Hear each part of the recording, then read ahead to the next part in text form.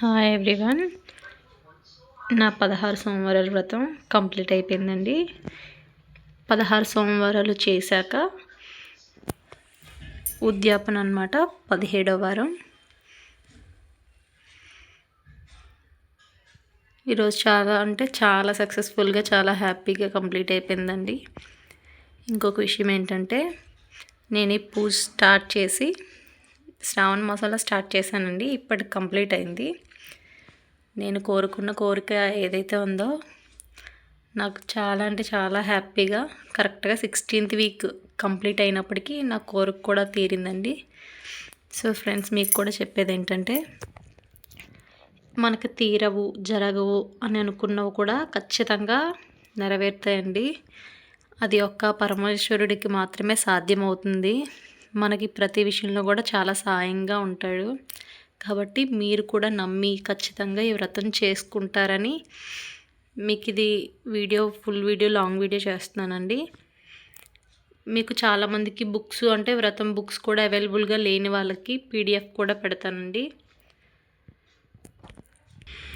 ఇవి పార్థివ లింగాలండి.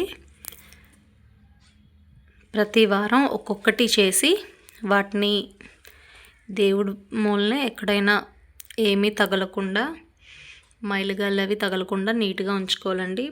ఇవి 16 వారాలు 16 చేయాలి. 17వ వారం కూడా ఈరోజు కూడా సేమ్ మళ్ళీ శివలింగం చేసి 16 వారాలు కూడా పెట్టాలండి. నాకేంటంటే మధ్యలో గ్రహణం వచ్చిందనమాట. గ్రహణం వల్ల పంతులు గారిని ఇద్దరు ముగ్గురిని అడిగానండి. గ్రహణం వల్ల ఉంచకూడదు, కలిపేయాలి అని చెప్పారు. నేను వాటిని అప్పుడే నిమజ్జనం చేసి ఇప్పుడు ఈరోజు మళ్ళీ ఆ తక్కువైన వాటిని కూడా ఈరోజు నేను మళ్ళీ చేసి పెట్టానండి. చూడండి ఎంత ముద్దుగా ఉన్నారో నా శివయ్యలు. చాలా బాగున్నది కదండి.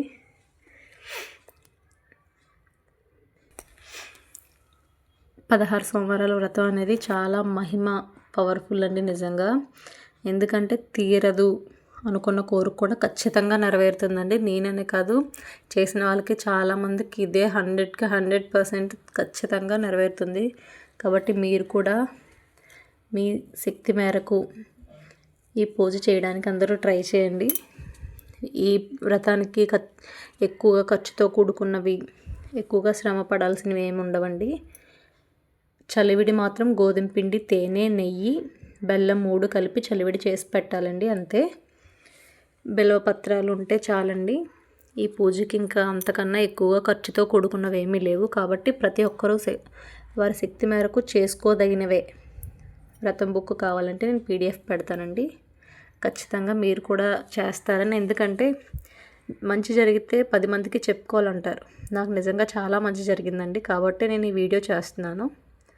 నా వల్ల ఇంకొక 10 మంది కూడా మంచి జరగాలని, 10 మందికి మంచి జరగాలని నేను ఆశిస్తున్నాను. అంతేకాకుండా ఇవి 16 వారాలు అయిపోయాక ఇది 17వ వారం కూడా యథావిధిగా పూజ చేయాలండి. పూజ అయిపోయాక వీటిని ఏదైనా నదిలోనూ ఎక్కడైనా నిమజ్జనం చేసుకోవచ్చు. నేనైతే కాశీలో కలపాలని నేను కోరుకున్నానండి. అలానే మొక్కుకున్నాను. మేము నెక్స్ట్ వీక్ కానీ